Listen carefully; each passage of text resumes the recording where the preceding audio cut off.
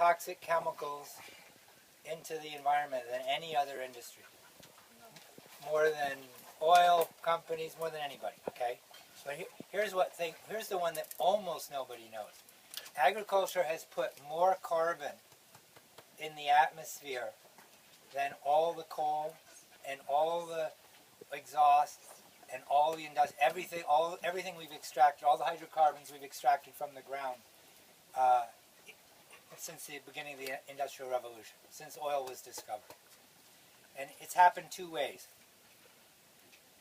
Every time you plow the earth, you cut the breast of the mother and expose her, there's this huge explosion of carbon. The carbon in the soil oxidizes, the microbiology dies and oxidizes, and there's a big plume of carbon that goes up. And so that's been happening for 10,000 years.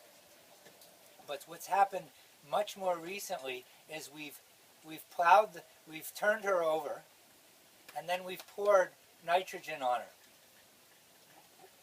without anything else. And what happens when you put nitrogen on the soil, the bacteria, for the bacteria in the soil, nitrogen is like cocaine. It's like, they just feed and feed and feed and feed and feed and feed and feed and multiply, multiply, multiply.